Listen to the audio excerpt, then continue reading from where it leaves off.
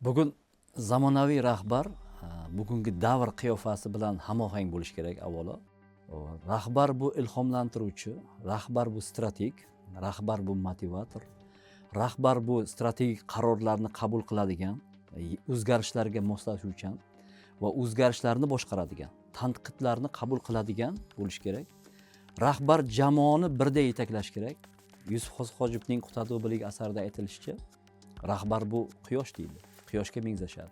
Ya'ni rahbar birdek jamoasiga nur sochish kerak. Adolat bilan, aql bilan ish yuritish kerak.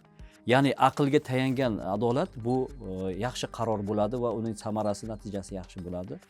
O'shaning uchun buyuk sarkarda Amir Temur davlatida ham adolat bosh ustuvor vazifa bo'lgan. U adolatni o'rnatishda mashvarat bilan, kengash bilan tuzgan. Ya'ni ko'proq nasihat, ko'proq misollar, ko'proq maslahatlar orqali g'oyalarni yuksaltirgan va keyin adolatli qaror chiqargan. Rahbarda adolat bosh ustuvor vazifa bo'lishi kerak. Ya'ni adolatni u doim o'zida, qalbida jo qilish kerak. Chunki rahbar adolatli qaror chiqarsa, jamoa zulm topmaydi. Xalq o'sha joyda baxtli yashaydi va xalqni qalbiga kirib bora oladi. Agar rahbar adolatga yondashmasa, u o'sha joyda inqiroz yuzaga kela boshlaydi.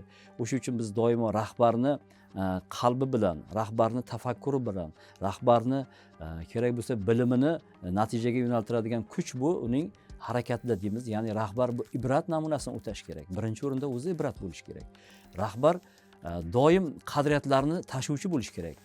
Tashkilotida ma'naviy muhitni barkamolligini ta'minlash kerak. Tashkilotda qachonki barkamollik bo'ladi, bu ma'naviy muhit bo'lsa, o'sha joyda o'zboshimchalik bo'lmaydi. O'sha tashkilotda guruhbozlik bo'lmaydi. O'sha tashkilotda adolat bosh, yo'lboshchi bo'layotgan bo'lsa, baraka bo'ladi, fayz bo'ladi. Bu rahbarning eng katta harakati bo'ladi. Rahbar qachon ishontira oladi, qachon ergashtira oladi? Uning so'ziga o'zi amal qilishida. Chunki va'da berdimi, bajarish kerak. Vakolati doirasida gapirish kerak. Agar vakolatdan chiqib ketdimi, bu yolg'onlarga, har xil o'sha qo'shishlarga, bo'rttirmalarga sababchi bo'ladi. Bu esa o'ziga savollar, so'roqlarni olib keladi. Bu o'ziga salbiy baholarni ham olib kelishi mumkin bo'ladi.